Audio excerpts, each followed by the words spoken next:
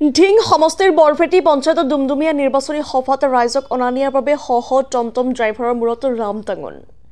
আজি ঢিঙৰ দুমদুমীয়াত বিজেপিৰ নিৰ্বাচনী প্ৰচাৰ সভাত হেলিকপ্টাৰ যোগে পদাৰ্পণ কৰিব অসমৰ মুখ্যমন্ত্ৰী ডক্টৰ হিমন্ত বিশ্ব শৰ্মা। তাৰ মাজতে অথন্তৰ লগে কংগ্ৰেছৰ পৰা আহি বিজেপি দলত নতুনকৈ যোগদান কৰা বৰফেটি পঞ্চায়তৰ প্ৰাক্তন সভাপতি আবু চাহিদে সভালৈ ৰাইজ অনা নিয়াৰ বাবে শ টমটম মাটি আনি ৰাইজ যোগান ধৰিব নোৱাৰি বিজেপিৰ কাৰ্যালয় বন্ধ কৰি পলাই যোৱাৰ অভিযোগ টমটম চালকসকলৰ। দুখীয়া দৰিদ্ৰ টমটম চালকৰ দাবী এনেধৰণৰ কৰ্মীসকলক দলৰ পৰা বহিষ্কাৰ কৰিব লাগে আৰু দৰিদ্ৰ চালকসকলক দিনটোৰ ক্ষতিপূৰণ দিবৰ বাবে দাবী জনাই বিজেপিৰ প্ৰকৃত কৰ্মীবৃন্দলৈ। নিউজ টাক্সৰ ৰিপৰ্ট ইছা 24x7। কিনি লৈ গৈ আছে নি? নাই আমি এনে গৈ আছো।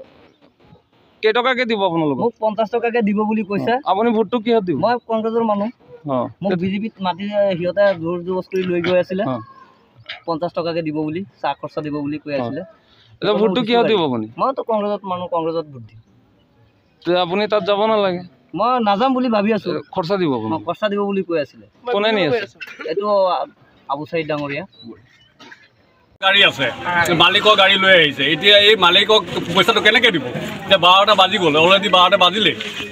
এতিয়া আমাৰ মালিকৰ পইচাটো কেনেকৈ ভৰাম? এতিয়া পৰিয়াল চলাই আছে, বেলেগৰ গাড়ী চলাই এতিয়া কি ক'ব?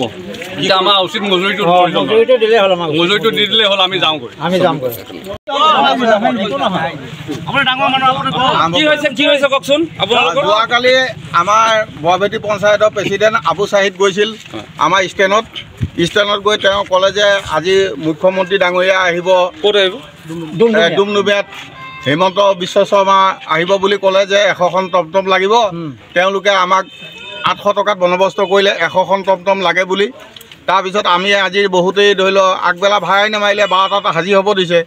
কিন্তু ইয়াত আহি এতিয়া গম পাইছোঁ মানে টমটম নালাগে বোলে। তেওঁ বাছি কেইখনমান তেওঁলোকৰ গাঁৱহে পঠালে বৰফেটিৰ পৰা। বাকীখিনি আমিও বৰফেটি পঞ্চায়তত পঢ়োঁ, কিন্তু আমি অলপ দূৰৈ গাঁও বুলি আমাক নপঠায়। এতিয়া আমি আজি এতিয়া বৰ্তমান 60-70খন ইয়াত জমা হৈ আছোঁ। প্ৰতিখন গাড়ীয়ে ৰাতিপুৱাৰ পৰা ভাড়া মৰা নাই। এতিয়া এই ৰাতিপুৱাৰ পৰা যে ভাড়া নামাৰিলে এতিয়া গৈ ক'ত কি মাৰিব? আপোনালোকক বিৰত ৰাখিছে কাৰণটো কি? মানুহ গোটাব পৰা নাই? মানুহ গোটাব নোৱাৰা বিনিময়ত মানে আমাক বঞ্চিত কৰিলে আৰু এতিয়া মানুহ নাই বুলি কৈছে। মানুহ হোৱা নাই, আমি গাড়ী লিষ্ট এখন আমি যোৱাকালি পঠাইছোঁ। লিষ্ট আছে আমাৰ হাতত। কোনে মাতিছিলে আপোনাক? বৰফেটি পঞ্চায়তৰ প্ৰেচিডেণ্ট। কোন হয়? আবু চাহিদ। কি বিজেপিৰ হৰ্তাকৰ্তা নেকি?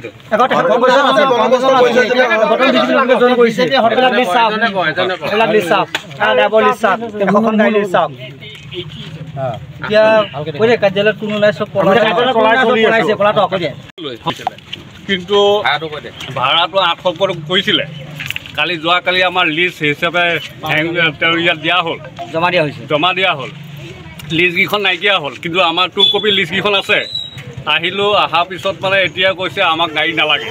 এতিয়াতো ৰাতিপুৱাৰ পৰা কালিয়ে কৈছে যে তোমালোকে চাৰ্জ দিয়াগৈ, এতিয়া ভাড়া মাৰিব নালাগে। তাৰপিছত আৰু 11টা বজাত তোমালোকে ইয়ালৈ আহি যাবা বৰফেটি বিজেপি কাৰ্যালয়ত। কিন্তু এইটো আমি মানে আহিলোঁ 10:30টাতে।